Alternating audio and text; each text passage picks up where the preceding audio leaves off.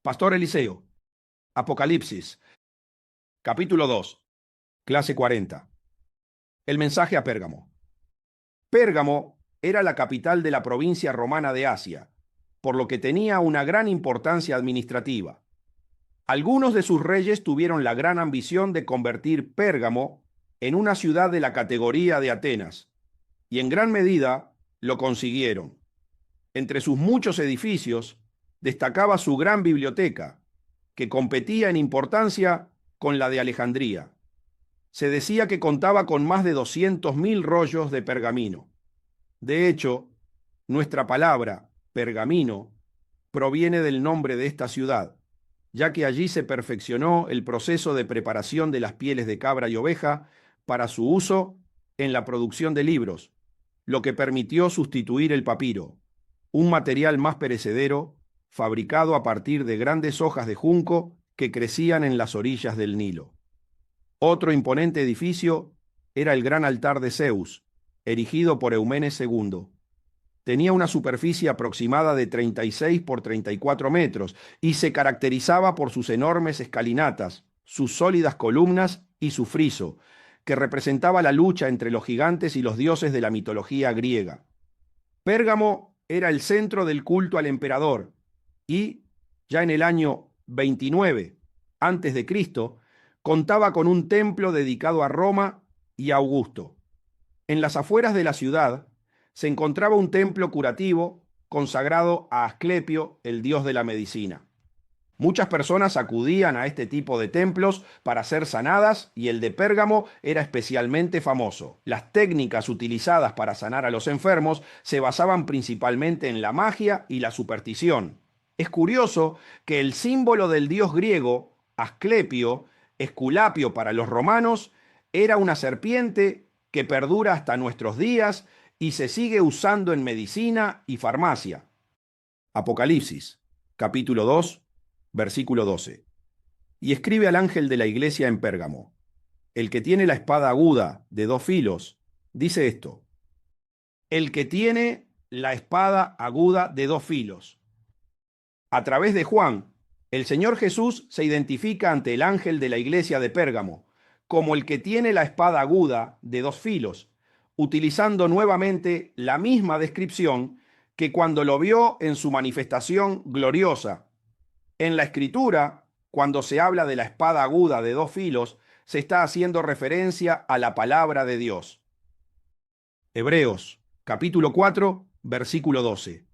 Porque la palabra de Dios es viva y eficaz, y más cortante que toda espada de 2 filos, y penetra hasta partir el alma y el espíritu, las coyunturas y los tuétanos, y discierne los pensamientos y las intenciones del corazón. Este versículo confirma que la palabra de Dios es viva y eficaz, ya que cuando es expresada por la presencia del Espíritu Santo, tiene el poder de vivificar los espíritus. En consecuencia, es contundente, su efectividad, su resultado se debe a que es pronunciada directamente por Dios a través de varios seres a los que Dios usa como instrumentos. Es sumamente importante entender por qué dice que penetra hasta partir el alma y el espíritu, las coyunturas y los tuétanos, ya que el espíritu del hombre se encuentra dentro de los huesos de su cuerpo. Ese es el lugar donde el espíritu está guardado y protegido. Hay muchos pasajes en los que se puede comprobar esta verdad. En el libro del Génesis encontramos la primera confirmación. Génesis, capítulo 2, versículos 21 al 23. Entonces Jehová Dios hizo caer sueño profundo sobre Adán, y mientras éste dormía, tomó una de sus costillas y cerró la carne en su lugar. Y de la costilla que Jehová Dios tomó del hombre, hizo una mujer y la trajo al hombre. Dijo entonces Adán: esto es ahora hueso de mis huesos y carne de mi carne. Esta será llamada varona, porque del varón fue tomada. El espíritu humano está dentro de los huesos. En este pasaje se aprecia con mucha claridad cómo Dios hizo caer a Adán, el espíritu, en un sueño profundo para tomar una de sus costillas de su cuerpo y luego volver a cerrar la carne en su lugar. Luego dice, de uno de los huesos que Dios tomó del hombre, Adán, que representa al espíritu, hizo a la mujer, Eva, que identifica al alma, y se la trajo. Entonces, ¿de dónde sacó Dios el sustento espiritual para darle la vida a Eva? De la costilla de Adán, de uno de sus huesos, y luego la trajo delante de él. Entonces dijo Adán, esto es ahora hueso de mis huesos y carne de mi carne. Esta será llamada varona, porque del varón fue tomada. Y termina diciendo, será llamada varona, porque del varón fue tomada. Segunda de Reyes, capítulo 13, versículos 20 y 21. Y murió Eliseo, y lo sepultaron. Entrado el año, vinieron bandas armadas de moabitas a la tierra. Y aconteció que al sepultar unos a un hombre, súbitamente vieron una banda armada, y arrojaron el cadáver en el sepulcro de Eliseo. Y cuando llegó a tocar el muerto los huesos de Eliseo, revivió y se levantó sobre sus pies. Este es otro de los pasajes en los que se puede apreciar que el espíritu del hombre se encuentra dentro de los huesos. El profeta Eliseo había muerto y lo habían sepultado. Al año siguiente, arrojaron el cadáver de otro hombre en el mismo lugar donde estaban los huesos de Eliseo. Y cuando el cuerpo llegó a tocar los huesos del profeta, el muerto resucitó y se puso en pie. La resurrección ocurrió cuando arrojaron el cadáver al sepulcro, porque el espíritu de Eliseo estaba dentro de sus huesos, y sobre ellos todavía reposaba la unción que había recibido de Dios. La palabra tiene el poder de hacer un doble efecto. Continuando con el relato de la carta al ángel de la iglesia de Pérgamo, vemos que la palabra de Dios se relaciona con una espada aguda de doble filo, ya que tiene el poder de producir un doble efecto. Por un lado, tiene la capacidad de restaurar la relación entre Dios y los hombres, conectarlos nuevamente con su reino y de esta manera brindarles la salvación para que después de la muerte física obtengan la vida eterna. Por otro lado, cuando se rechaza la palabra, el hombre pierde definitivamente toda posibilidad de volver a relacionarse con Dios y queda bajo condena eterna por haber negado al Señor Jesús, y por lo tanto, sus pecados no pudieron ser perdonados. La espada es una representación simbólica de la doble capacidad que tiene la palabra de Dios. Si se acepta, ocasiona la salvación y la vida eterna. Si se rechaza, provoca la perdición y la muerte que separa eternamente del Creador. Juan, capítulo 5, versículo 24. De cierto os digo, el que oye mi palabra y cree al que me envió, tiene vida eterna, y no vendrá a condenación, mas ha pasado de muerte a vida. Este versículo certifica el doble efecto que provoca la palabra de Dios en el corazón del hombre y destaca que tiene una doble confirmación. De cierto os digo, para que no queden dudas sobre su eficacia. Por tanto, su corte tiene un efecto inamovible. El Señor Jesús dice, de cierto os digo, como para que se le preste la mayor atención a lo que va a decir y no se tome a la ligera, porque lo que expresa en este versículo es radical y definitivo para toda la eternidad. El Señor dijo, el que oye mi palabra y cree en el que me envió, tiene vida eterna, y no vendrá a condenación, sino que ha pasado de muerte a vida. Esto significa que quien lo escuchó seriamente restableció correctamente su relación con el Padre Celestial y pasó de muerte a vida. Su palabra tiene el poder de resucitar el espíritu del hombre para que se ligue nuevamente con Dios.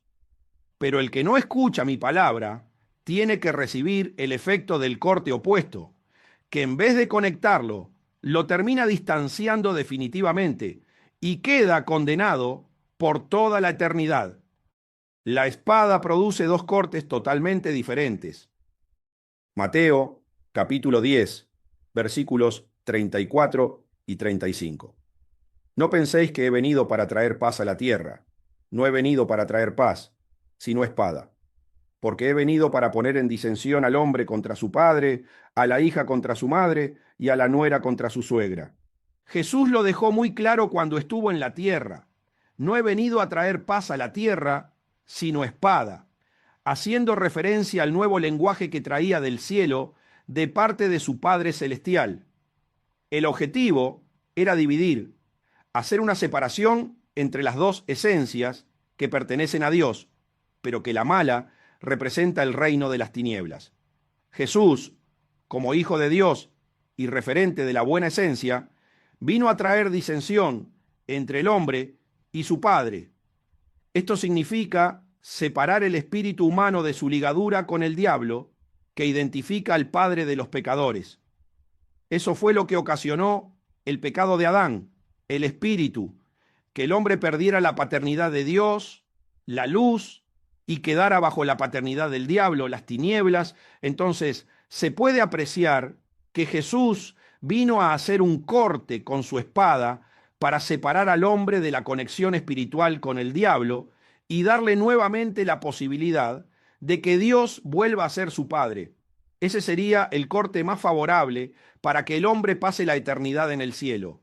Sin embargo, también está el otro corte, el que se produce después de escuchar la palabra de Dios y seguir ignorándola. En ese caso, se mantiene la paternidad del diablo y se queda definitivamente separado del Creador por toda la eternidad.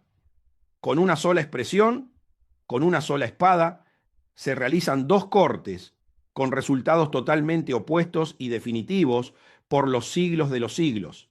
Debido a las consecuencias que esto conlleva, Jesús repite dos veces: de cierto os digo, para que los hombres entiendan la importancia de tomar en serio sus palabras. El corte de su espada, porque cuando la rechazan, la muerte sigue teniendo autoridad y poder sobre el espíritu que la ignoró, y éste tiene que ir a la condenación eterna.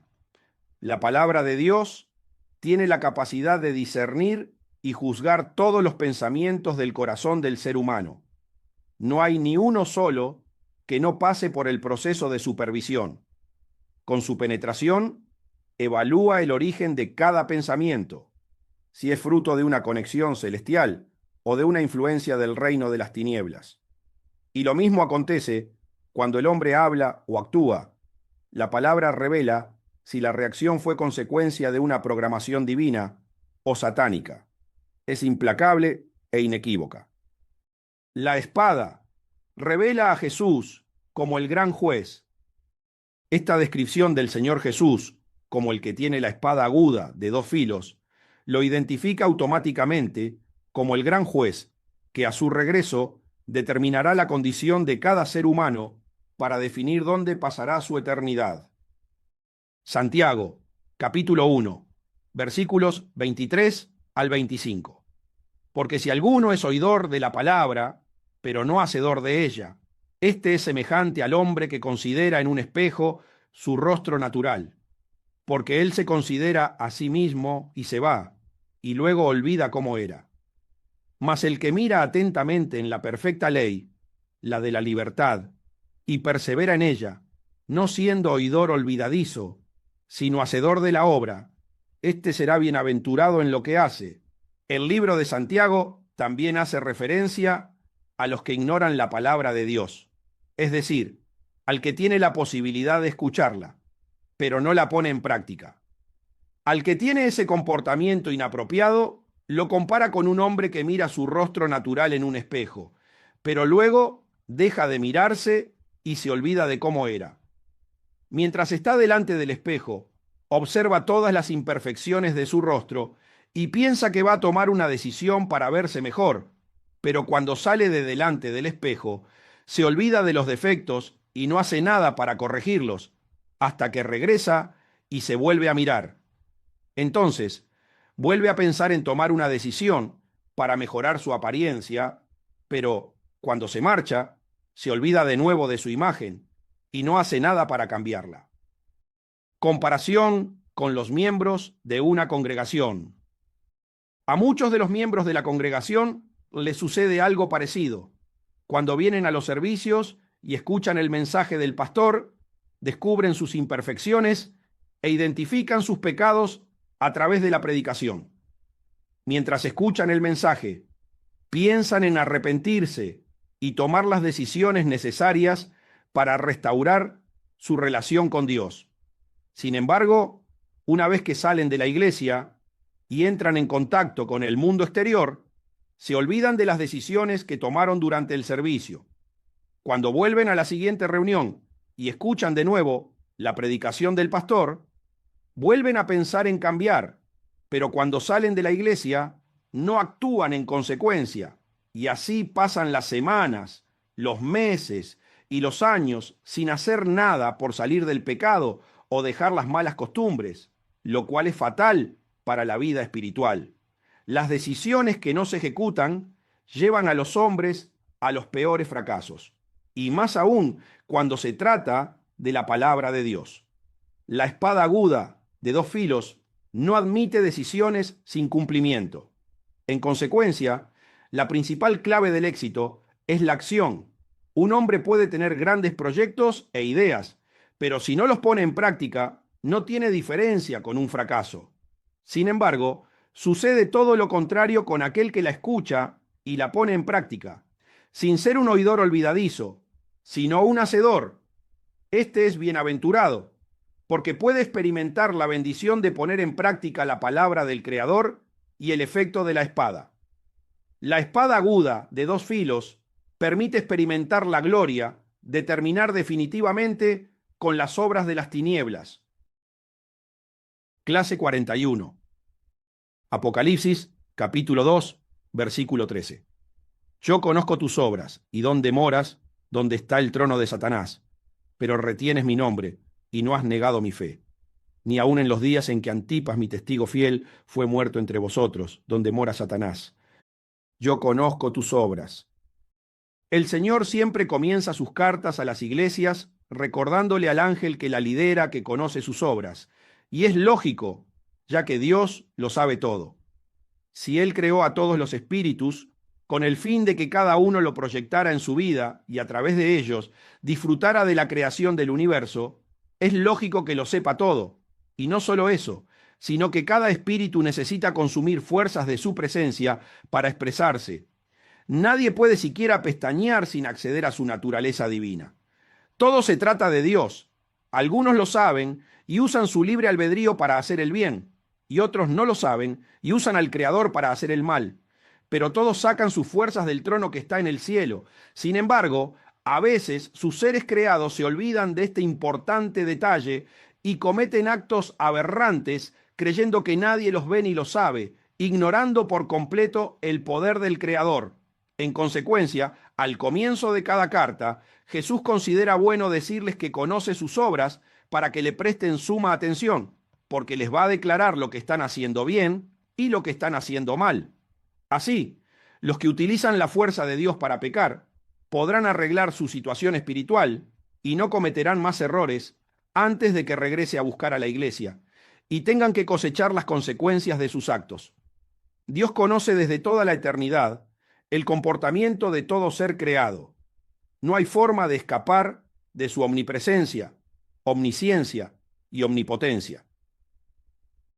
Pérgamo, una ciudad pagana. Pérgamo era una ciudad pagana y un importante centro de adoración de las 4 principales deidades del mundo grecorromano. Allí se encontraban los templos dedicados a Atenea, Esculapio, Dionisio y Zeus. Además, en la ciudad se edificó el primer templo dedicado a la adoración de los emperadores romanos, en honor al emperador Augusto. Adorar al emperador de turno era obligatorio. Luego se construyeron 2 templos más en honor a los emperadores Trajano y Septimio Severo. Así pues, la iglesia de Pérgamo estaba rodeada de una cultura totalmente pagana e idólatra. Pero eclipsando la adoración a todas las demás deidades, estaba principalmente la devoción al culto en el que se adoraba al emperador. En Pérgamo, los creyentes estaban en constante peligro de sufrir persecución e incluso la muerte por negarse a participar en los cultos de adoración al emperador. En otros lugares de Asia Los seguidores de Jesús corrían peligro un día concreto del año, porque se les exigía que ofrecieran sacrificios al emperador, pero en Pérgamo esa persecución era diaria. Muchos cristianos murieron por negarse a adorar al emperador de turno. El trono de Satanás. El resurgimiento del Imperio Romano representa una de las 7 cabezas del dragón. Es el gobierno en el que va a liderar la bestia del tiempo apocalíptico. En consecuencia, en esta ciudad, en la que se exigía diariamente el culto al emperador, se puede identificar el lugar en el que está el trono de Satanás. El trono de Satanás se puede asociar con el poder idolátrico de Roma, que blasfemaba contra el Dios verdadero al poner al emperador de turno en su lugar. Algo muy llamativo que ocurría con el ángel de la iglesia de Pérgamo y con parte de sus miembros era que, a pesar de las difíciles y peligrosas circunstancias que atravesaba la ciudad, los creyentes mantenían con valentía su fe en el Señor. A pesar de vivir donde estaba establecido el trono de Satanás, Jesús los elogió por mantener su nombre y no haber negado la fe. Esto revela que hay lugares específicos con un mayor poder satánico, pero que siempre hay hijos de Dios valientes que lo continúan glorificando. Es lamentable que la Iglesia a veces no entienda ni tome en serio la lucha diaria contra el reino de las tinieblas y viva como si esperar el regreso de Jesús fuera un juego. El apóstol Pablo exhorta a no ignorar las maquinaciones de Satanás para que no tome ventaja. Segunda de Corintios, capítulo 2, versículo 11. Para que Satanás no gane ventaja alguna sobre nosotros, pues no ignoramos sus maquinaciones. Satanás no debe tomar ventaja. El apóstol Pablo, un hombre sumamente espiritual y comprometido con la obra del Señor, es uno de los que más secretos reveló acerca de las batallas existentes entre los dos reinos, para que los creyentes estén alertas y orando en todo momento y no caigan en las artimañas del enemigo. Destaca que los seguidores de Jesús no pueden ignorar las maquinaciones de Satanás para que no tome ventaja y dañe los planes del Padre Celestial. En medio de esas difíciles circunstancias, los creyentes de Pérgamo siguieron orando y evangelizando la ciudad, fortalecidos en la palabra de Dios. A pesar de la persecución y del sufrimiento que soportaban, los fieles siguieron reteniendo el nombre de Cristo y no negaron la fe. No se apartaron de la fidelidad a Cristo ni de las verdades espirituales que transmite el Evangelio. Pablo conoce muy bien la verdad, especialmente el primer mandamiento, que revela que Dios es el único creador. Por tanto, ignorar las maquinaciones de Satanás es minimizar el poder del Creador. Quienes conocen esta verdad saben lo difícil que es tener que batallar con un enemigo portador de la esencia malvada de un Dios todopoderoso que solo puede ser vencido con un profundo conocimiento de la personalidad de su Hijo Jesús. En los días de Antipas, mi testigo fiel, el Señor sigue detallando y destacando en su carta al ángel de Pérgamo el valor que han demostrado al mantener esa firmeza espiritual, incluso en los días en que Antipas, su testigo fiel, fue muerto entre ustedes, donde mora Satanás. No se sabe nada más de Antipas que lo que dice este versículo, pero por las palabras del Señor se pueden deducir muchas cosas valiosas acerca de este servidor de Dios, posiblemente uno de los principales líderes de la iglesia de Pérgamo. Seguramente sufrió una gran persecución por haber predicado valientemente el Evangelio, ya que el Señor lo reconoce como su testigo fiel. A partir de este comentario, se puede suponer que, a pesar de la insistencia de los romanos para que negara el nombre de Jesús y renunciara a su fe, continuó firme en su testimonio y murió reconociendo al Señor como su Dios y Salvador, el único digno de adoración. Los romanos eran muy crueles con sus enemigos y opositores, más que otros imperios anteriores, y a los emperadores les gustaba estar presentes para ver las torturas a las que sometían a los condenados a muerte. Daniel, capítulo 2, versículo 40. Y el cuarto reino será fuerte como hierro, y como el hierro desmenuza y rompe todas las cosas, desmenuzará y quebrantará todo. El profeta Daniel anunció que el resurgimiento del antiguo imperio romano causará estragos. Su líder será el hombre más cruel que haya existido, conocido en la Biblia como el hijo del diablo.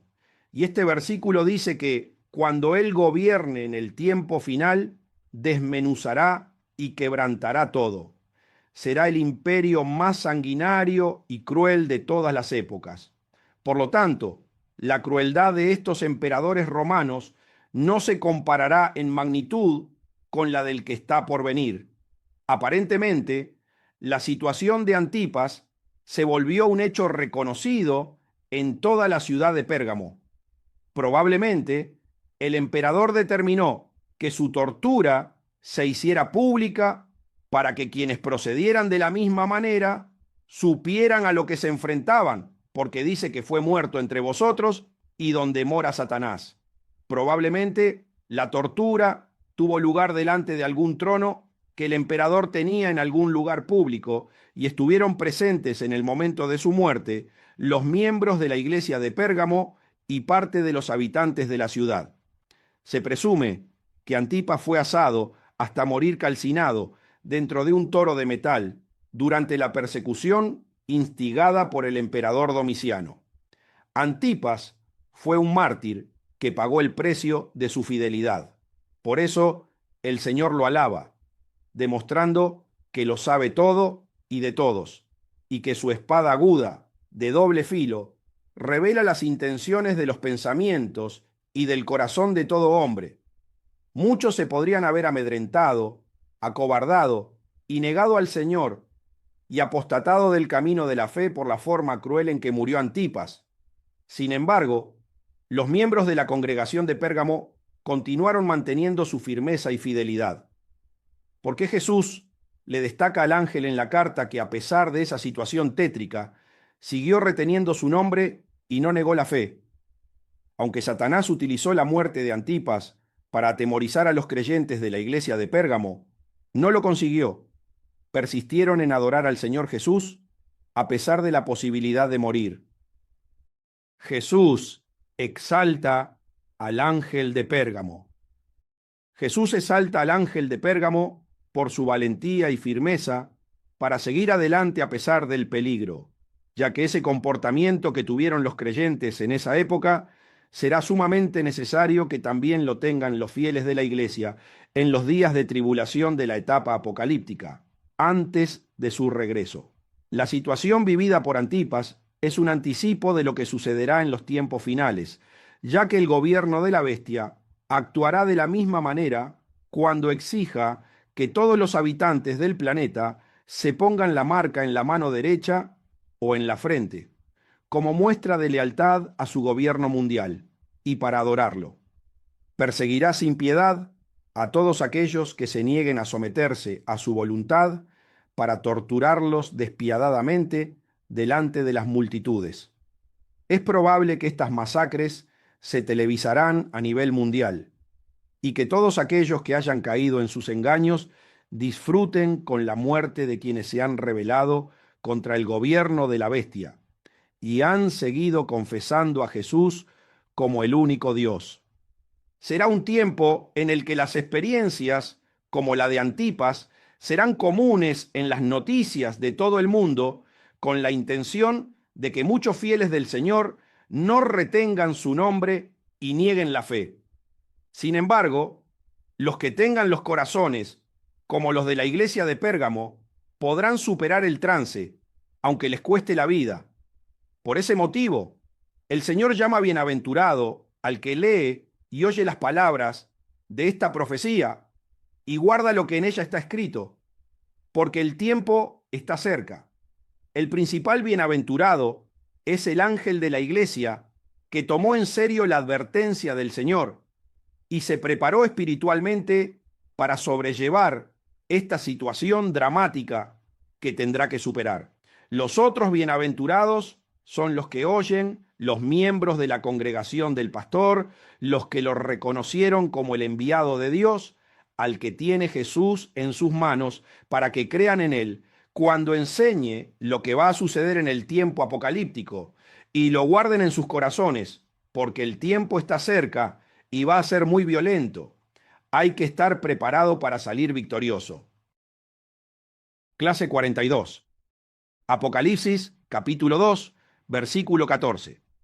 Pero tengo unas pocas cosas contra ti, que tienes ahí a los que retienen la doctrina de Balaam, que enseñaba a Balac a poner tropiezo ante los hijos de Israel, a comer de cosas sacrificadas a los ídolos y a cometer fornicación. Unas pocas cosas contra el ángel de Pérgamo. Después de que el Señor exalte al ángel de la iglesia y a la mayoría de sus miembros por su fidelidad y valentía ante una situación extrema de persecución, continúa con la carta diciéndole que tiene unas pocas cosas contra él, ya que en el ministerio hay un grupo enquistado de personas que retienen la doctrina de Balaam.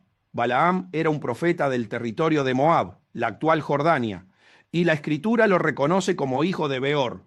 Tras la salida del pueblo de Israel de Egipto y su entrada en la tierra prometida, Balac, rey de Moab, consultó a Balaam, pues temía correr la misma suerte que los reyes Og de Basán y Sehón de los amorreos, quienes murieron a manos de los israelitas. Debido a este temor, el rey Balac de Moab solicita al profeta Balaam que maldiga a Israel a cambio de dádivas. Balac le pide a Balaam que maldiga a Israel. Números, capítulo 22, versículos 5 al 7. Por tanto, envió mensajeros a Balaam, hijo de Beor, en Petor, que está junto al río en la tierra de los hijos de su pueblo, para que lo llamasen, diciendo: un pueblo ha salido de Egipto, y he aquí cubre la faz de la tierra, y habita delante de mí. Ven pues, ahora te ruego, maldíceme este pueblo, porque es más fuerte que yo. Quizá yo pueda herirlo y echarlo de la tierra.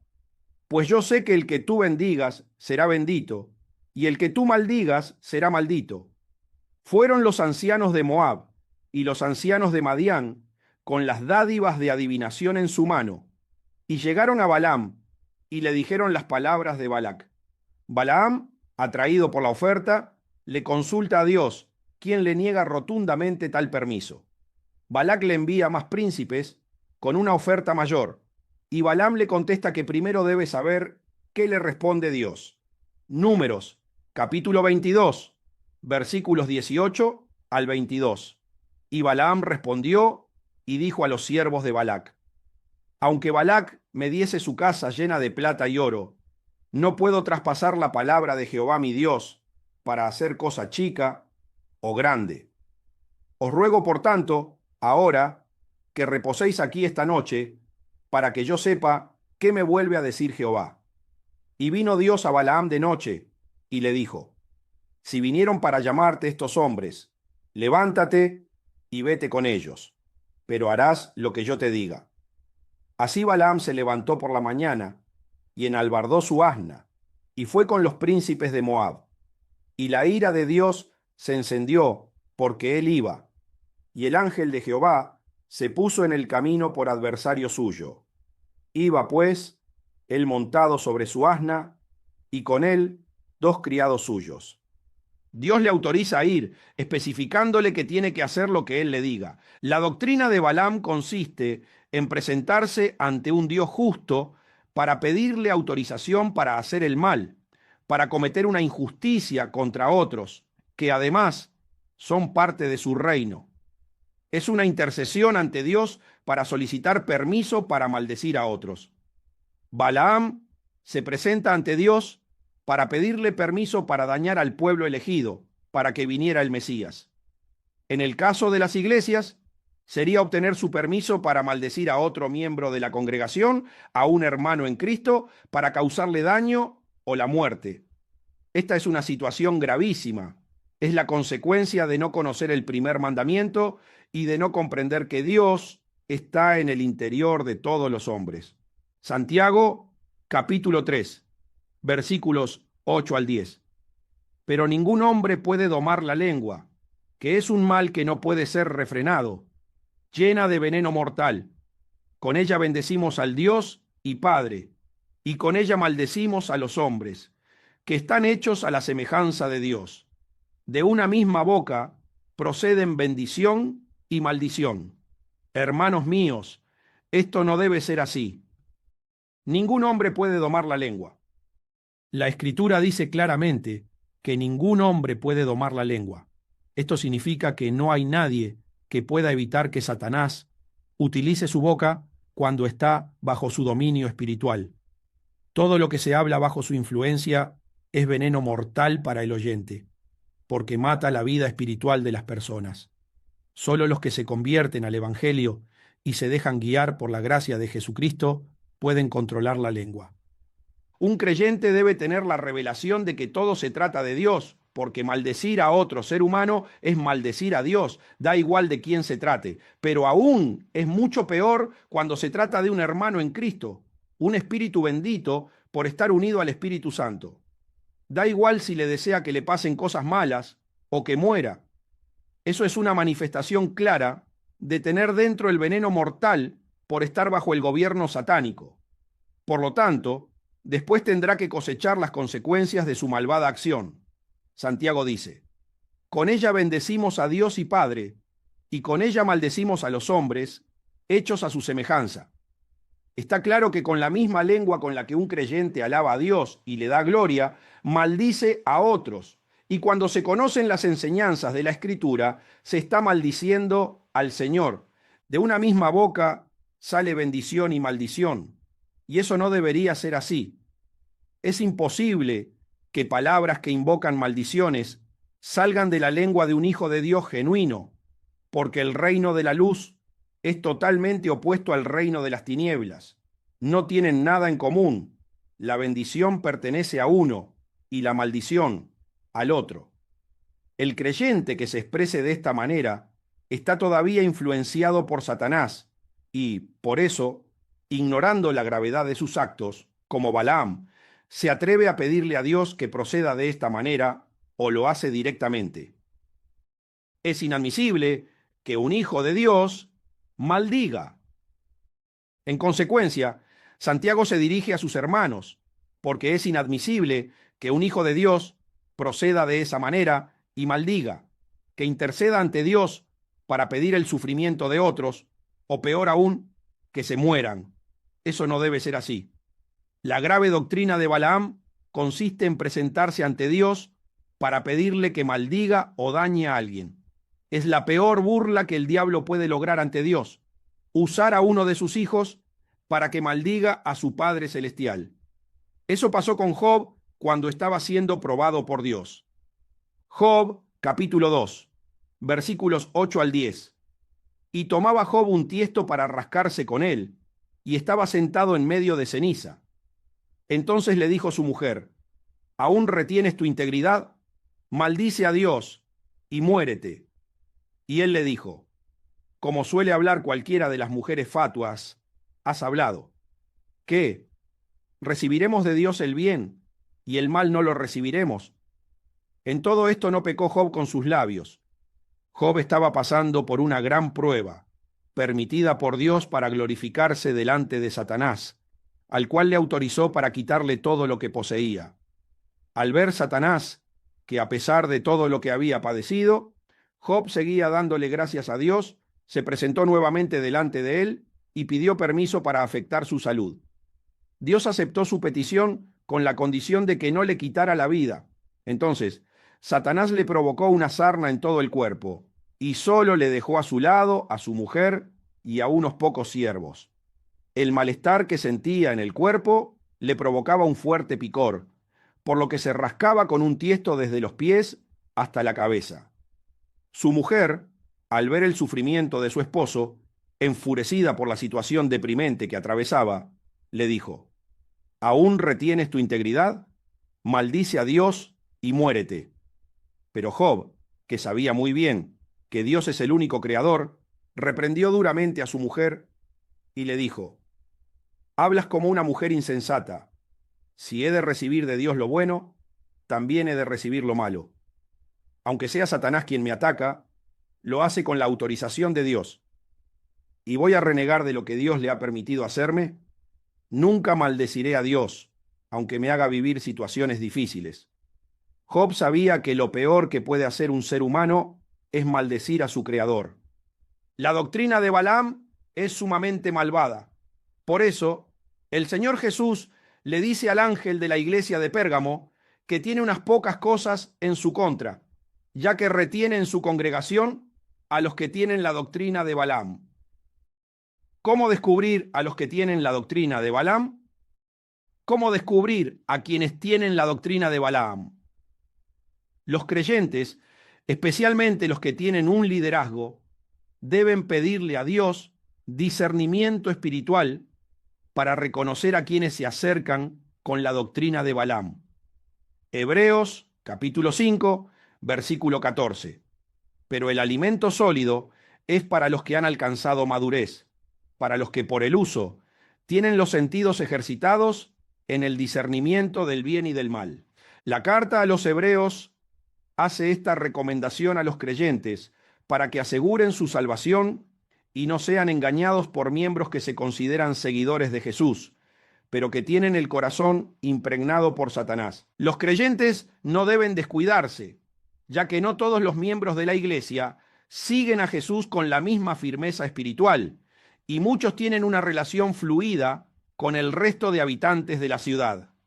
En Pérgamo estaba el trono de Satanás, y sería común que por ganar dinero muchos entregaran a quienes se negaban o se escondían para no adorar al emperador a los soldados romanos. Esa contaminación llegaba a algunos de los participantes de la iglesia de Pérgamo. Incluso podían estar infiltrados falsos creyentes comprados por el mismo gobernador romano, como sucedía en la época de Jesús, y los discípulos con algunos sacerdotes y fariseos que los entregaban para que los mataran. En consecuencia, es sumamente importante tener los sentidos entrenados en el discernimiento del bien y del mal, para poder discernir con el corazón el motivo por el que un miembro de la congregación se acerca a informar sobre otro hermano. Un creyente puede acercarse a Dios o a un hermano que tiene autoridad espiritual delegada por él en la congregación con dos intenciones. En primer lugar, un hermano puede acercarse a otro que tenga liderazgo para hablar sobre un miembro o varios que puedan estar actuando en contra de los mandamientos o de la voluntad del Padre Celestial, con la buena intención de que se les corrija, se les haga entender el pecado que están cometiendo, y después de arrepentirse, restablezcan su relación con Dios y continúen el camino hacia el cielo. En segundo lugar, un miembro puede acercarse a un líder para delatar a otro miembro o a varios con la intención de que se les maldiga, se les auguren males o se les expulse de la congregación, seguramente para obtener algún beneficio personal. Esta segunda forma de acercarse a la autoridad es la que identifica la doctrina de Balaam, por la cual el Señor Jesús reprende al ángel de Pérgamo. ¿Cómo es posible que tenga en la congregación a miembros que proceden de esta manera? Los que tienen la doctrina de Balaam son dañinos al reino. Generalmente, los que tienen la doctrina de Balaam tienen sus propios planes y quieren eliminar de su camino a todos aquellos que les puedan ser un obstáculo, porque no les permite actuar con libertad para hacer lo que Satanás dispuso en su corazón. Por tanto, usan astutamente la autoridad de un superior para que le quite de en medio a su oponente, ya que todavía no tienen la autoridad suficiente para destruirlo y sacarlo directamente. Cuando esta clase de personas llegan a tener un lugar de liderazgo, son muy destructivos en el reino de Dios. Se les tiene que sacar del ministerio o tenerlos muy controlados. Están convencidos de que sirven a Dios, pero ignoran que son instrumentos de Satanás para obstaculizar la obra de Dios. Celan a los bendecidos y quieren verlos maldecidos, destruidos o muertos. Su principal objetivo es sacarlos de la obra. El Verbo de vida, Jesús, no vino a ejercer el mal ni a maldecir, sino a practicar la justicia. Él no hace acepción de personas y siempre obra con justicia. En consecuencia, su palabra es más cortante que una espada de dos filos y disecciona los pensamientos y las intenciones del corazón. Es imposible engañarlo o sobornarlo. Los creyentes deben tener mucho cuidado cuando le piden algo al Señor, porque el corazón del hombre es engañoso y uno puede considerarse justo ante Dios cuando Él lo ve de manera opuesta. Ni siquiera el Señor Jesús, que vivió sin cometer pecado y era muy riguroso a la hora de cumplir la voluntad de su Padre, se atrevía a juzgar a los demás, sino que presentaba la situación ante Él y esperaba que tomara las medidas correctas para beneficiar a ambas partes. Clase 43. Primera de Pedro, capítulo 2, versículos 21 al 23. Pues para esto fuisteis llamados, porque también Cristo padeció por nosotros, dejándonos ejemplo, para que sigáis sus pisadas, el cual no hizo pecado, ni se halló engaño en su boca, quien cuando le maldecían, no respondía con maldición, cuando padecía, no amenazaba, sino encomendaba la causa al que juzga justamente. Jesús, cuando le maldecían, no respondía con maldición. Este pasaje destaca la vida de un verdadero creyente, llamado a sufrir y ser perseguido hasta que sus enemigos entiendan su error y se vean impactados por el trato cordial que les brinda quien les ofende. Ese es el proceder que debe tener un creyente genuino hasta que sus agresores entiendan y cambien su postura malvada. El Hijo de Dios debe seguir las pisadas de Jesús e imitar su fe. Él no tenía pecado y nunca hubo engaño en su boca. Vivía conforme a la perfecta voluntad de su Padre Celestial, y en las situaciones más difíciles de su vida, cuando los ignorantes lo maldecían, no profería amenazas, sino que encomendaba su causa al que juzga justamente.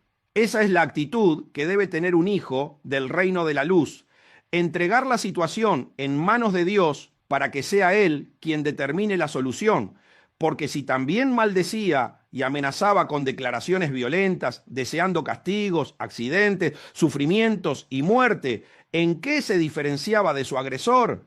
Los dos pertenecerían al reino de las tinieblas. En las situaciones externas se revela realmente lo que hay en el corazón y a qué gobierno pertenece.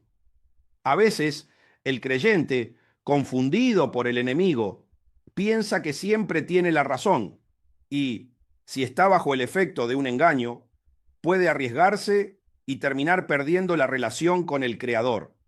Lo mejor es presentar la discordia delante del Padre Celestial y esperar a que sea Él quien determine su justo juicio.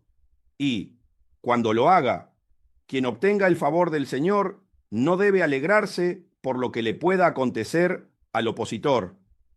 Los que retienen la doctrina de Balaam. Quienes retienen la doctrina de Balaam se han vuelto contra Dios y lanzan maldiciones, piden castigos e incluso la muerte para sus hermanos y prójimos.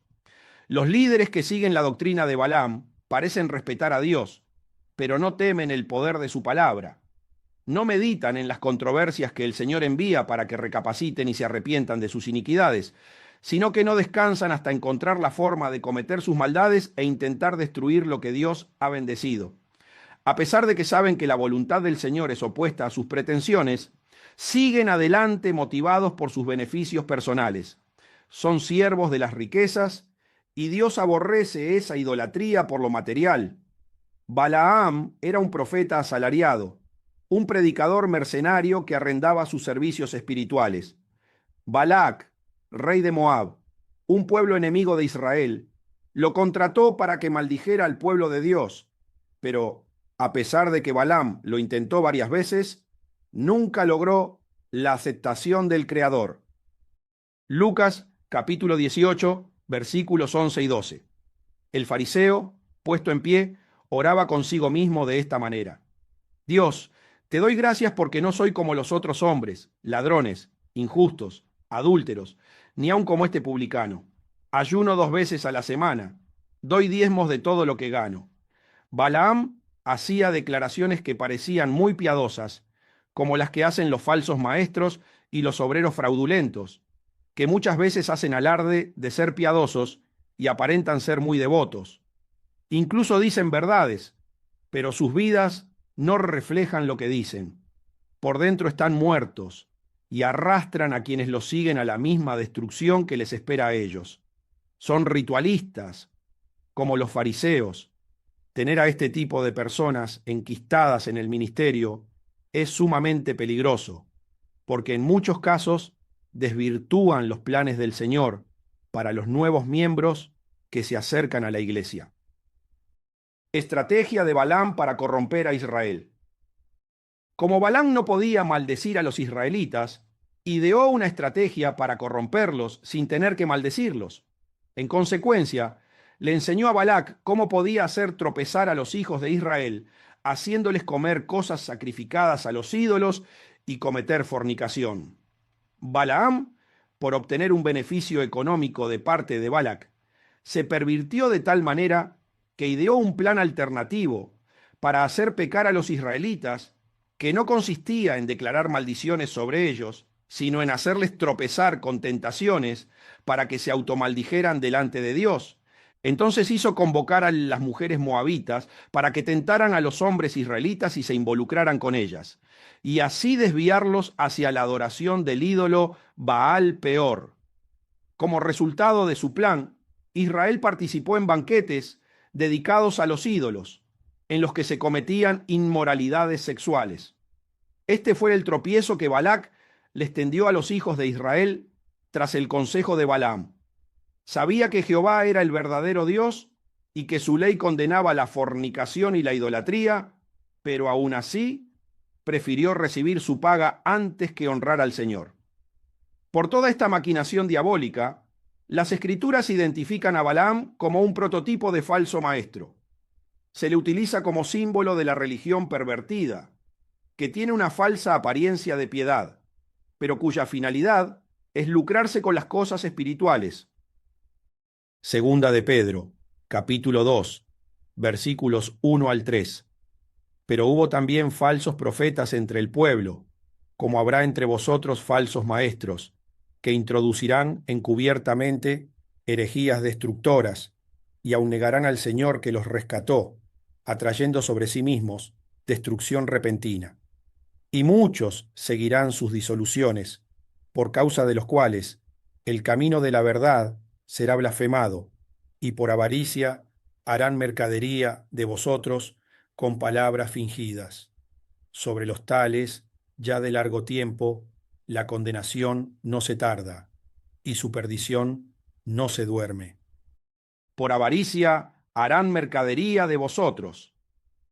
El apóstol Pedro describe a los que son como Balaam de la siguiente manera: son mercaderes que, por avaricia, usan palabras fingidas para convertir a los miembros en mercancía, olvidando el poder de la espada de doble filo del Señor Jesús, gracias a la cual habían recibido la salvación. Satanás logró tomar sus corazones para que el bienestar económico sea su prioridad, de tal manera que usan el Evangelio para enriquecerse, convierten la palabra en material de cambio y atraen sobre sí mismos una destrucción repentina.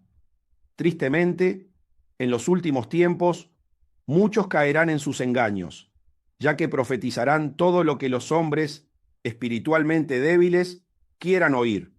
En consecuencia, traerán división a la iglesia, y el camino de la verdad será blasfemado por su causa. Por tanto, el Señor Jesús le dice al ángel de la iglesia de Pérgamo que tenía pocas cosas en su contra. No eran muchas, pero resultaban sumamente perniciosas para la congregación de los santos y los nuevos miembros que se sumaban a ella. ¿Cómo era posible que tuviera tanta fortaleza para retener su nombre y no negar la fe ante una persecución tan violenta, y sin embargo no tuvo el valor de enfrentar esta degeneración doctrinal que se había enquistado dentro de la iglesia? Pedro sabe muy bien que los que proceden de esa manera recibirán su condenación sin tardar, y su perdición no se hará esperar. Segunda de Pedro, capítulo 2, versículos 12 al 14. Pero estos, hablando mal de cosas que no entienden, como animales irracionales, nacidos para presa y destrucción, perecerán en su propia perdición, recibiendo el galardón de su injusticia, ya que tienen por delicia el gozar de deleites cada día. Estos son inmundicias y manchas, quienes aún mientras comen con vosotros se recrean en sus errores. Tienen los ojos llenos de adulterio, no se sacian de pecar, seducen a las almas inconstantes, tienen el corazón habituado a la codicia y son hijos de maldición. Los que son como Balaam son parte del reino de las tinieblas. Los que son como Balaam, que conocieron el poder de la palabra, pero de todas formas hicieron prevalecer los beneficios económicos, ocasionando daño a miembros fieles, están condenados a perecer en su propia perdición. Por ese motivo, el Señor reprende al ángel, porque les permitió permanecer en la congregación, a pesar de saber el daño que ocasionaban. Su comportamiento es totalmente opuesto al del ángel, y la mayoría de los miembros de la iglesia, ya que son animales irracionales, nacidos para la presa y la destrucción. En los últimos tiempos, los que siguen la doctrina de Balaam serán los mejores aliados del reino de las tinieblas, ya que incitarán a muchos a recibir la marca del reino de la bestia cuando exija la adoración de los hombres. Los que son como Balaam son sumamente injustos, ya que se deleitan cada día con placeres, aunque saben que es a costa de la perdición de las almas que los escuchan, son inmundicias y manchas. Segunda de Pedro, capítulo 2, versículos 15 y 16. Han dejado el camino recto y se han extraviado siguiendo el camino de Balaam, hijo de Beor, el cual amó el premio de la maldad, y fue reprendido por su iniquidad, pues una muda bestia de carga, hablando con voz de hombre, refrenó la locura del profeta.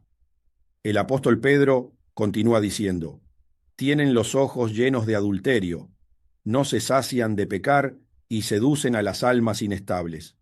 Comenzaron bien, fueron recibidos como la novia del Cordero, pero luego se dejaron seducir por las riquezas y los placeres carnales y se convirtieron en hijos de maldición. Los que comenzaron intercediendo delante de Dios para maldecir a otros, terminaron bajo maldición, se autodestruyeron y cosecharon el fruto de su mala siembra. Pedro continúa diciendo que han dejado el camino recto y se han extraviado siguiendo el camino de Balaam, el cual amó el premio de la maldad y puso en prioridad la economía y el bienestar. ¿Cuál fue ese el camino de Balaam? Sabía que no debía maldecir al pueblo bendito de Israel, pero, aún así, buscó la forma de obtener el beneficio económico que le había sido ofrecido por Balac. Entonces ideó otra forma para que se autodestruyeran. Ambicionó el precio que le fue ofrecido, rechazando la palabra de Dios. Por lo tanto, el camino de Balaam representa la codicia y las manipulaciones que algunos diseñan dentro de las congregaciones para hacer tropezar a los fieles a cambio de algún beneficio personal, desafiando a aquel que tiene la espada aguda de dos filos. Pedro dijo que Balaam estaba tan interesado en hacer el viaje que el burro en el que cabalgaba finalmente le habló. Le reprendió por su codicia. Segunda de Pedro, capítulo 2, versículo 17. Estos son fuentes sin agua y nubes empujadas por la tormenta, para los cuales la más densa oscuridad está reservada para siempre. Los que son como Balaam tienen lugar en la más densa oscuridad. Los hombres como Balaam son sumamente engañosos porque tienen la apariencia de la fuente, pero no tienen agua para saciar la sed. Les falta el motivo principal del funcionamiento de una fuente. Son totalmente opuestos a lo que deben ser los seguidores del Señor Jesús. ¿De qué sirve que un sediento se acerque a beber a la fuente más bella si no puede saciarse porque está seca? Evidentemente, solo pueden engañar a quienes nunca han sentido en su interior la corriente del agua de vida, ya que el Espíritu Santo identifica enseguida la fuente que no tiene agua y sabe que lo que están predicando no sacia la necesidad del Espíritu. Por ese motivo, el Señor le dice al ángel de la iglesia de Pérgamo que retiene a los que tienen la doctrina de Balaam. Retener es impedir que algo salga, se elimine o desaparezca. Por lo tanto, Jesús alabó al pastor y a los miembros fieles de la congregación por haber retenido su nombre y haberse aferrado a él a pesar de cualquier situación extrema de persecución. Sin embargo, no debían aferrarse a los balamitas y retenerlos en la congregación. A veces, por temor a Dios o a pecar, o por no tomar decisiones equivocadas con respecto a algunos miembros que van a la iglesia, se retiene en el ministerio a personas que el Señor Jesús ya no quiere que se congreguen. La clave para identificarlas es que abandonan la palabra de Dios para obtener bienes materiales y dejan las responsabilidades del ministerio para recaudar más dinero para su beneficio personal. Pero como sus oyentes no tienen vida espiritual, no captan que son fuentes sin agua. Al contrario, como lo que dicen satisface su necesidad terrenal, se sienten saciados. Juan capítulo 4, versículo 14. Mas el que bebiere del agua que yo le daré, no tendrá sed jamás, sino que el agua que yo le daré será en él una fuente de agua que salte para vida eterna. Una fuente de agua que salte para vida eterna.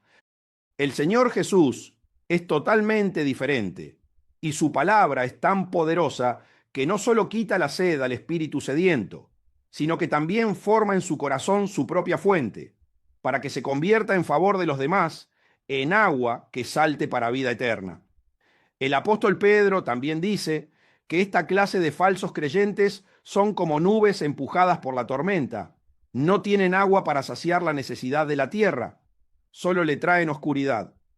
Los miembros como Balaam son iguales. Sus palabras no brindan ningún beneficio espiritual a sus oyentes para que produzcan frutos favorables para el cuerpo físico. No hay una sola palabra para que sus seguidores puedan glorificar a Dios con sus vidas, sino todo lo contrario. Los empujan por caminos erróneos para que abran puertas espirituales de maldad y más demonios se apoderen de sus cuerpos.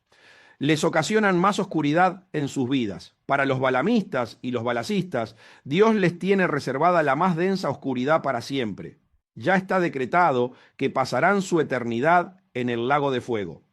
No solo rechazaron el poder de su espada aguda de dos filos, sino que utilizaron su nombre, su palabra y su iglesia para engañar a sus seguidores y obtener bienes materiales a cambio. Segunda de Pedro, capítulo 2. Versículo 18. Pues hablando palabras infladas y vanas, seducen con concupiscencias de la carne y disoluciones a los que verdaderamente habían huido de los que viven en error. Tristemente, el poder de convencimiento que tienen se basa en exagerar todo lo que dicen, todo lo que desean escuchar sus oyentes, prometiéndoles cosas totalmente vanas que no aportan ningún beneficio para el crecimiento de la vida espiritual. Los atan con pensamientos que lo único que logran es que desconozcan cada día más al Dios verdadero.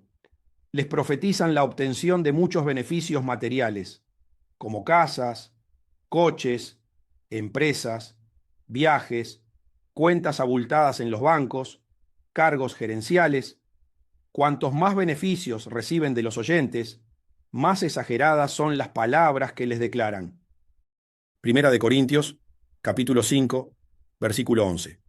Más bien os escribí que no os juntéis con ninguno que llamándose hermano fuere fornicario, o avaro, o idólatra, o maldiciente, o borracho, o ladrón. Con el tal ni aun comáis. Los seducen con placeres carnales. No hay inconveniente si llegan a la congregación con el objetivo de conseguir una mujer. Les autorizan a mantener noviazgos sin antes tener un compromiso serio de matrimonio. Si fornican o cometen adulterio, no los corrigen. Y si lo hacen, es de forma muy leve, de modo que no les cueste nada volver a cometer el mismo pecado. Lamentablemente, la intención de muchas de las personas engañadas era buena. Querían acercarse a la iglesia, conocer verdaderamente a Jesús y huir del mundo y de los engaños del reino de las tinieblas. Sin embargo, cuando se conectan con los que tienen la doctrina de Balaam, terminan en un estado mucho peor, desafiando la aguda palabra de dos filos del Señor Jesús y asegurándose la condena eterna. Clase 44. Apocalipsis, capítulo 2, versículo 15. Y también tienes a los que retienen la doctrina de los nicolaitas, la que yo aborrezco. Los que retienen la doctrina de los nicolaitas. Las obras de los nicolaitas son varias. Están los que pueden llevar adelante un ministerio durante años y nunca han meditado en la palabra de Dios. Todas sus obras se deben a la influencia de las palabras de otros. No hacen nada por iniciativa propia. Hechos, capítulo 6, versículos 3 al 5. Buscad, pues hermanos, de entre vosotros a 7 varones de buen testimonio, llenos del Espíritu Santo y de sabiduría, a quienes encarguemos de este trabajo. Y nosotros persistiremos en la oración y en el ministerio de la palabra. Agradó la propuesta a toda la multitud, y eligieron a Esteban, varón lleno de fe y del Espíritu Santo, a Felipe, a Prócoro, a Nicanor, a Timón, a Parmenas, y a Nicolás prosélito de Antioquía. Cuando los apóstoles se vieron desbordados por el trabajo, decidieron escoger a 7 varones de buen testimonio para poder centrarse en las tareas espirituales más importantes y delegar en otros la distribución diaria, que ocasionaba murmuraciones y discusiones, especialmente entre los griegos. Cualquiera que sea la tarea que se realice para el reino de Dios, todos los que participen deberían tener el Espíritu Santo, porque es un trabajo que concierne a la familia celestial. Entre ellos había uno llamado Nicolás, del que se cree que surgió la secta de los nicolaitas. Estos 7 hombres fueron elegidos para realizar las tareas que les encomendaban los apóstoles, pero la obra no debe realizarse solo por encargo, sino por convicción personal. En consecuencia, cuando un líder espiritual manda a un discípulo a decir algo o a hacer alguna tarea, debe meditar muy bien en el mandato recibido para que, cuando lo lleve a cabo, lo haga por convicción personal y de corazón, y no por obedecer ciegamente, porque esa obra se realiza sin amor. Todo lo que se haga por influencia del líder, a la larga o a la corta, se termina destruyendo. No perdura, porque no viene de un convencimiento personal, sino de una obediencia momentánea, de una influencia. Y cuando el líder no esté para dar la orden, esa obra se hará mal o se dejará de hacer. El Señor Jesús no recibe bien esa clase de obras, las aborrece. Seguramente, Nicolás era de esa clase de discípulos que, aunque a veces son muy eficientes, hacen todo por influencia y nada de corazón. El Señor detesta este tipo de servicio. Todo lo que se haga sin meditar, para entender con profundidad a quién se sirve y se realice sin pasión ni amor, terminará siendo una gran maldición en el futuro. Todo lo que no se hace de corazón es falso, y al diablo le encantan este tipo de servidores, porque sabe que traerán fracaso al reino de Dios.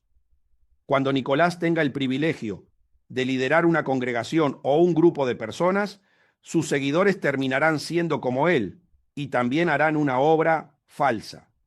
Por eso, el Señor Jesús aborrece las obras de los nicolaitas. El mejor ejemplo es la parábola de las 10 vírgenes. 5 eran prudentes y 5 insensatas. Las prudentes llevaban aceite en las lámparas y en las tinajas. En cambio, las insensatas no llevaban ni siquiera aceite en las lámparas. El aceite representa la meditación de la palabra de Dios junto con la oración, para aplicarla en el momento oportuno que determine el Señor. Las prudentes no solo meditaban sobre lo que tenían que hacer cada día y oraban, sino que también lo hacían por las obras que iban a tener que llevar a cabo en el futuro. Sabían que tenían que mantenerse espiritualmente abastecidas hasta la llegada del esposo. Salmo 119, versículo 105. Lámpara es a mis pies tu palabra y lumbrera a mi camino. Las vírgenes prudentes. Además de tener luz para iluminar el día presente, las vírgenes prudentes también tienen luz para iluminar el futuro. Sin embargo, las insensatas lo hacían todo por influencia. Nada lo realizaban de corazón, y cuando llegó el esposo no sabían ni lo que tenían que hacer. Hay pastores que nunca se han puesto a meditar para saber qué le tienen que transmitir a la congregación, sino que se pasan el día imitando los mensajes de otros, un mensaje totalmente falso porque no proviene de la convicción de su corazón. El Señor Jesús, cuando regrese, les dirá: de cierto os digo que no os conozco. Cada iglesia necesita una palabra acorde a su situación ministerial. Jesús les transmite a las 7 iglesias en qué condición se encuentran, qué están haciendo bien y qué están haciendo mal, y a cada una le da una recomendación diferente para corregir lo que sea necesario y obtener la salvación y recibir las recompensas. Hay un mensaje específico para cada iglesia, según el problema interno que tenga, para asegurar su relación con Dios. Por lo tanto, a cada ángel le explica cómo solucionarlo. Sin embargo, si el ángel de la iglesia de la Odisea copia el mensaje de Éfeso, lo único que conseguirá será aumentar el caos en el ministerio. El mensaje de la iglesia de Éfeso no le sirve a la iglesia de la Odisea. El Señor Jesús aborrece esta manera de llevar el ministerio. Hay una palabra específica del Padre Celestial para ordenar correctamente el cuerpo de Cristo. Mateo, capítulo 7, versículos 21 al 23. No todo el que me dice, Señor, Señor, entrará en el reino de los cielos, sino el que hace la voluntad de mi Padre que está en los cielos. Muchos me dirán en aquel día, Señor, Señor, ¿no profetizamos en tu nombre, y en tu nombre echamos fuera demonios, y en tu nombre hicimos muchos milagros? Y entonces les declararé, nunca os conocí, apartaos de mí, hacedores de maldad. Exclusivamente para hacer la voluntad de Dios. El hombre está actualmente en este mundo para hacer exclusivamente la voluntad del Padre Celestial. Para eso vino el Hijo de Dios, como prototipo y mediador entre Dios y los hombres. Aunque lo llamen Señor, Señor, profeticen, echen demonios y hagan muchos milagros, si no escudriñan las Escrituras y hacen la voluntad del Padre, los identificará como hombres impíos. En consecuencia, otra de las obras de los nicolaítas es servir al Señor o liderar una congregación sin conocer la voluntad del Padre Celestial. Eso también es fruto de la falta de meditación. Y todo lo que se hace de esta manera no se hace de corazón y el Señor lo aborrece. Él dice, nunca os conocí, apartaos de mí, hacedores de maldad. Otra de las obras de los nicolaítas es predicar el evangelio basándose en la conveniencia personal o en las ganancias deshonestas, haciendo mercadería de los miembros de las congregaciones, lo cual es semejante a lo que hizo Balaam. Muchos los escuchan y siguen sus disoluciones. Traen una separación doctrinal, destruyen los fundamentos de la palabra, ocasionan un rompimiento en los vínculos existentes en la congregación y hacen que el camino de la verdad sea blasfemado.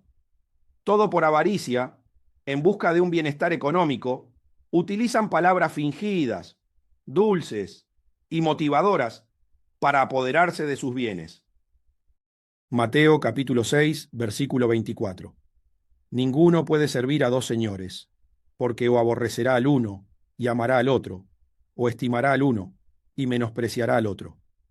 No podéis servir a Dios y a las riquezas, abriendo puertas al enemigo. Evidentemente, el líder que procede de esta manera le ha abierto las puertas al enemigo para que tome el control de su corazón, porque detrás del amor a las riquezas se esconde la obra de Lucifer. El fraude que realizó con las finanzas del cielo fue una de las principales causas por las que se rebeló contra su creador y quiso ocupar su lugar. En consecuencia, el ángel que lidera la congregación de Pérgamo aborrece las obras de los nicolaítas y le agradan al Señor porque él también las aborrece. Todos estos comportamientos desordenados que obran de manera perniciosa en el reino de Dios son fruto de la falta de meditación de la palabra y hacen que los hijos de Dios queden expuestos a la astucia de la serpiente y pierdan la relación con el Señor. Como dijo el apóstol Pedro, sobre los tales ya de largo tiempo la condenación no se tarda, y su perdición no se duerme. A veces es difícil de entender lo destructivas que son las obras de quienes no meditan en la palabra, el daño que causan a las almas de otros y los estragos que provocan en el reino de los cielos. Apocalipsis, capítulo 2, versículo 16. Por tanto, arrepiéntete, pues si no, vendré a ti pronto y pelearé contra ellos con la espada de mi boca. Arrepiéntete o pelearé contra ellos. El Señor Jesús le sigue diciendo al ángel de la iglesia de Pérgamo, en la carta que le reconoce su fidelidad y valentía para retener su nombre y no negar su fe en una situación extrema. No obstante, le reprocha que le haya faltado determinación y coraje para sacar del camino a los que tienen la doctrina de Balaam y a los que retienen la doctrina de los nicolaítas. La tolerancia siempre es buena, pero no cuando se utiliza para permitir que se transmitan enseñanzas heréticas o que haya actitudes pecaminosas en la iglesia, ya que este tipo de tolerancia no es una virtud, sino un pecado. La persecución y el sufrimiento que soportaba esta iglesia no la liberaban de su obligación de mantener fielmente la corrección y la predicación de la verdad. Su pecado fue permitir que hubiera en la congregación personas que enseñaran y practicaran maldades para su propio beneficio, como los de Balaam, y la decadencia espiritual como los nicolaítas. El ángel no debía aceptar eso porque el Señor no lo tolera, sino que abomina de los engañadores y mentirosos que viven impíamente. El Hijo de Dios debe amar lo que Él ama y aborrecer lo que Él aborrece. El Señor lo incita a arrepentirse porque le faltó el valor para enfrentar y reprender a los partícipes de estas dos doctrinas infiltradas en la iglesia por los enemigos enviados por Satanás para impedir la perfecta manifestación del reino de Dios. La manera de demostrar su arrepentimiento es enfrentarse a los adversarios de Dios utilizando con poder y autoridad la espada de doble filo. No debe maldecirlos ni desearles el mal o la muerte, pero sí dejarles claro que si no obedecen la palabra y se arrepienten de corazón, Él los juzgará en el día postrero y terminarán en el lago de fuego eternamente. Si no se arrepienten, serán ellos mismos los que habrán convertido sus vidas en malditas. Jesús le dice al ángel que, con la misma valentía, fidelidad y fe con la que está resistiendo la persecución secular, debe enfrentar la batalla que tiene dentro de la congregación. Y esto es algo muy notorio en las iglesias. Pastores que son muy valientes para resistir los ataques externos, pero débiles para enfrentarse a los detractores internos del reino. Debe actuar al recibir la carta. Jesús quiere que actúe inmediatamente después de recibir la carta, porque le va a dar un tiempo muy corto para ver si también demuestra su valor dentro de la iglesia y está mesal a la altura de las exigencias del Padre Celestial. La carta contiene una fuerte amenaza del Señor. Si no respondes a mi petición, vendré pronto y pelearé contra ellos con la espada de mi boca.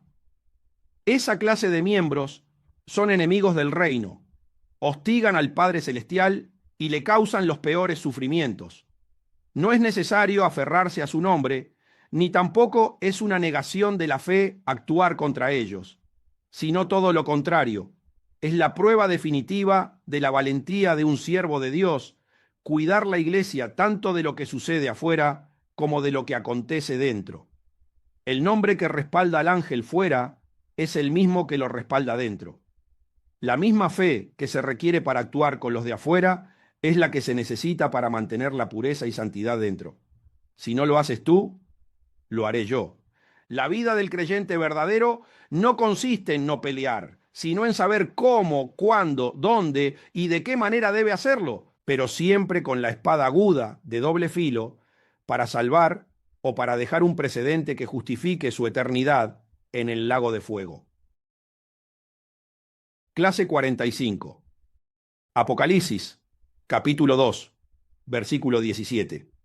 El que tiene oído, oiga lo que el Espíritu dice a las iglesias.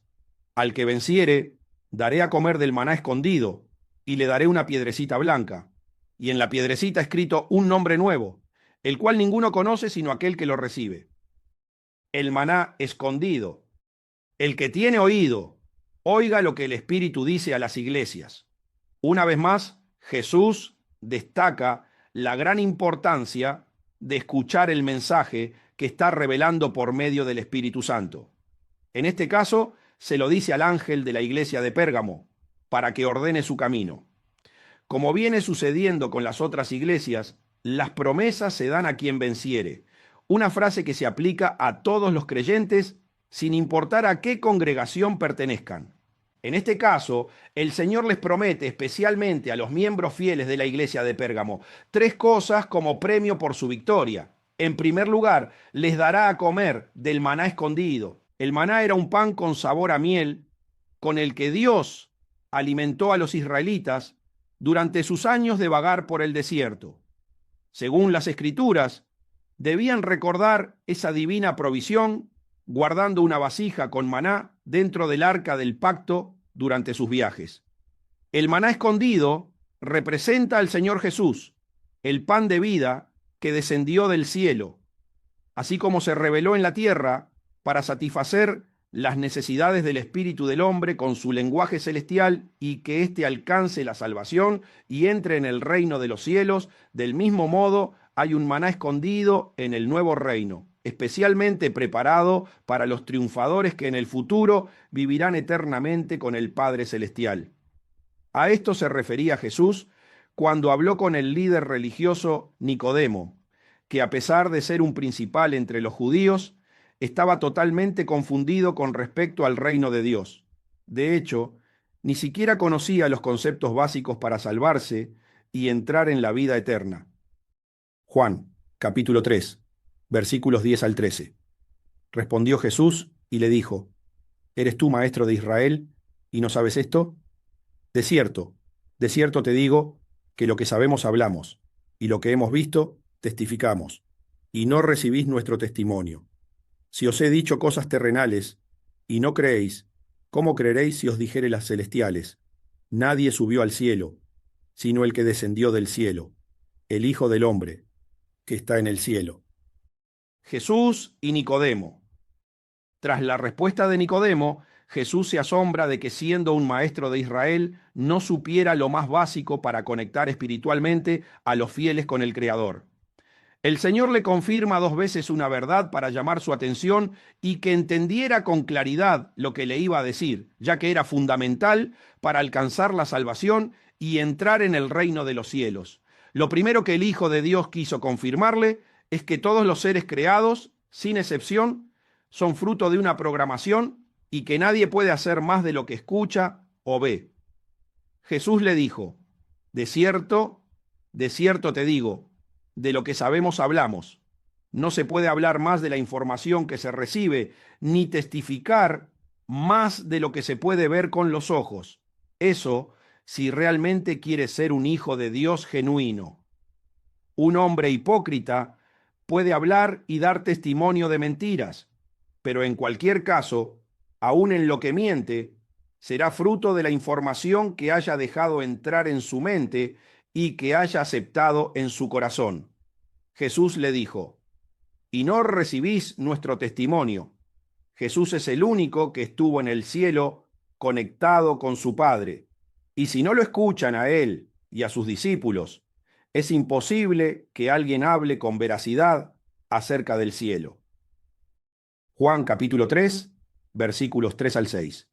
Respondió Jesús y le dijo: de cierto te digo, que el que no naciere de nuevo no puede ver el reino de Dios.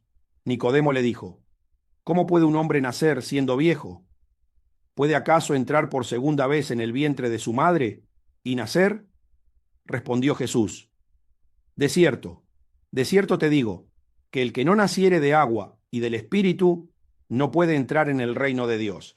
Lo que es nacido de la carne, carne es, y lo que es nacido del Espíritu, Espíritu es. El Señor le estaba hablando a Nicodemo de las cosas imprescindibles para conectar la tierra con el cielo, como nacer espiritualmente de nuevo. El espíritu del hombre, muerto por el pecado de Adán, necesitaba resucitar reconociendo en Jesús al Hijo de Dios, el Mesías Redentor. Dos necesidades imprescindibles para entrar en el reino de Dios. Pero Nicodemo, a pesar de ser considerado un principal entre los judíos, estaba tan desentendido de las cosas espirituales que cuando Jesús empezó a enseñarle los requisitos para conectar nuevamente con Dios, le hizo una pregunta que demostraba su ignorancia sobre el tema. Lo más importante que un líder religioso debe saber, él lo desconocía por completo. Tras escuchar la incoherente pregunta de Nicodemo, Jesús le aclara el tema para que no le quede confusión y le habla de la necesidad que tienen los hombres del agua, que es la palabra, para adquirir la personalidad del Padre Celestial y del Espíritu Santo y obtener así la naturaleza divina. Esas son las dos condiciones imprescindibles para tener acceso al reino de los cielos. Aunque era un líder religioso, le costaba creer lo que estaba escuchando. Estaba maravillado. Entonces, Jesús le hizo una pregunta. ¿Cómo creeréis si os dijere las celestiales? Segunda de Corintios, capítulo 12, versículo 4. Que fue arrebatado al paraíso, donde oyó palabras inefables que no les dado al hombre expresar.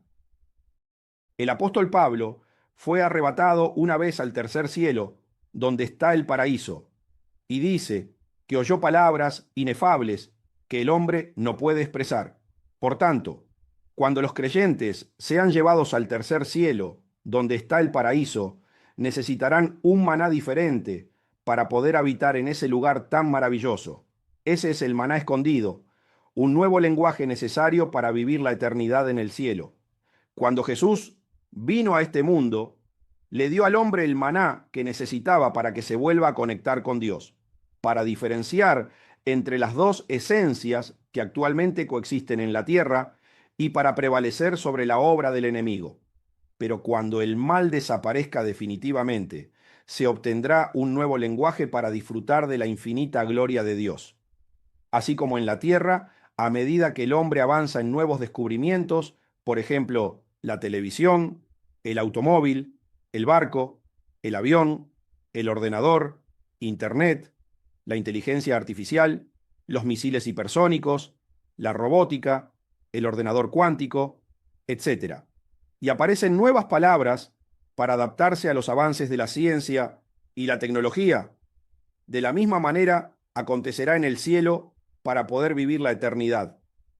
Un nuevo maná del que Pablo pudo saborear una pequeña porción. En consecuencia, es de suma importancia que la espada aguda de dos filos penetre hasta lo más profundo para que traiga luz espiritual al entendimiento y el hombre, con su libre albedrío, escoja el camino de la vida y pueda escapar de la mente terrenal con la que el diablo lo esclavizó. En consecuencia, considera que el único maná necesario para existir es el que necesita para el alimento corporal. Por lo tanto, el maná escondido es para quienes supieron guardar la palabra de Dios en el corazón y no negaron la fe. Ellos son los que están preparados para vivir la eternidad en el reino del Padre Celestial. La piedrecita blanca. Entonces, ¿quién es el que va a vencer? El que entendió que Jesús tiene la espada aguda de dos filos y que la palabra le ha penetrado hasta partir el alma, el espíritu, las coyunturas y los tuétanos, y la ha sabido valorar para salvarse y recibir la vida eterna. Apocalipsis capítulo 13, versículo 17. Y que ninguno pudiese comprar ni vender, sino el que tuviese la marca o el nombre de la bestia, o el número de su nombre. La piedrecita blanca que el Señor declara que la tiene guardada para entregársela al vencedor es porque supo retener el nombre del Dios verdadero, el que tiene la autoridad suprema del universo, y resistió por la autoridad de ese nombre a los engaños del gobierno de la bestia, cuyo objetivo final era que los seguidores de Jesús lo negaran como deidad y aceptaran ponerse su nombre blasfemo, reconociéndolo como el verdadero Dios y adorándolo. Teniendo en cuenta que el trono del emperador romano se consideraba el lugar donde moraba Satanás, se puede asociar la piedrecita blanca con la costumbre que tenían los romanos de recompensar a los vencedores de las competiciones deportivas con piedras blancas. En esa piedra blanca se inscribía el nombre del deportista y le servía como entrada a un banquete especial de premios. Si relacionamos esta costumbre romana con las promesas dadas a los vencedores que entran en el cielo, podemos asociarla con la promesa de participar en el banquete de las bodas del Cordero, una celebración especial que se celebrará en el cielo para todos los que van a vivir eternamente con el Padre Celestial. Habrá un nombre nuevo que nadie conoce, excepto quien lo recibe. Como se hace evidente en esta frase, nadie sabrá cuál será ese nombre nuevo hasta que lo reciba el vencedor. Ese nombre nuevo marcará la independencia espiritual que tendrá cada espíritu que reciba la salvación y con el que será reconocido eternamente, ya que el único nombre que los creyentes deberían tener en la tierra es el de Jesús, porque están para hacer su voluntad. El nuevo nombre simboliza el nuevo libre albedrío, en el que ya no será necesario pedir el pan de cada día, sino que cada uno podrá vivir como desee, porque todos tendrán la personalidad del Padre Celestial y todo lo que hagan le resultará agradable. Ya no existirá la posibilidad de que un espíritu lo vuelva a traicionar para querer tomar su lugar. Ya no saldrá de la boca del Señor una espada aguda de doble filo, porque no será necesario definirse. Cada uno hablará según le dicte su corazón. Cuando Dios cambia el nombre, marca el propósito divino. Mateo capítulo 1, versículo 23. He aquí, una virgen concebirá y dará a luz un hijo, y llamará su nombre Emanuel, que traducido es Dios con nosotros. Cuando Dios cambiaba el nombre a los hombres en la tierra, lo hacía para marcarles el propósito divino. A Jesús le llamaron Emanuel, que significa Dios con nosotros. A Simón, Pedro, que significa roca, sobre la cual se iba a edificar la iglesia. Y así sucesivamente con todos aquellos que recibieron del cielo un nombre nuevo, para que tuvieran siempre presente para qué fueron llamados. Sin embargo, el nuevo nombre que se les dará en la piedrecita blanca será el pase definitivo de cada creyente, que lo confirmará como integrante individual de la familia celestial. Al igual que cuando nace un niño, los padres le ponen nombre a su hijo. Este nombre en la piedrecita blanca reflejará la adopción definitiva de Dios sobre cada uno de sus hijos, un regalo de amor muy especial para celebrar el reencuentro eterno. Esa será la gran sorpresa por haber retenido su nombre y perseverado incluso en los momentos de mayor aflicción. Apocalipsis, capítulo 13, versículo 17. Y que ninguno pudiese comprar ni vender, sino el que tuviese la marca o el nombre de la bestia, o el número de su nombre. La marca, el nombre o el número. La marca hace referencia al lenguaje. Cada vez que un hombre habla, por sus palabras se puede identificar el reino al que pertenece. Es una marca inconfundible que representa la parte externa del hombre, lo visible. El nombre identifica la parte correspondiente al alma, donde se halla el libre albedrío. Tras glorificar al Hijo de Dios, usando su nombre en el Espíritu, el Padre en el cielo le concede tener el suyo propio, lo que manifiesta su independencia espiritual. Por último, tenemos el número de su nombre, que hace referencia a la parte más importante, el soplo de Dios, el Espíritu.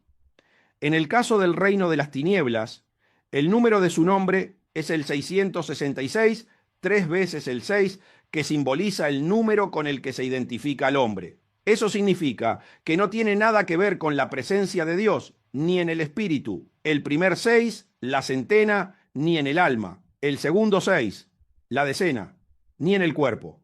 El tercer 6, la unidad. Entonces, la numerología descubre que detrás está Lucifer, representado por la serpiente, el diablo y Satanás. Por eso es el número del nombre que lo identifica y están bajo el dragón.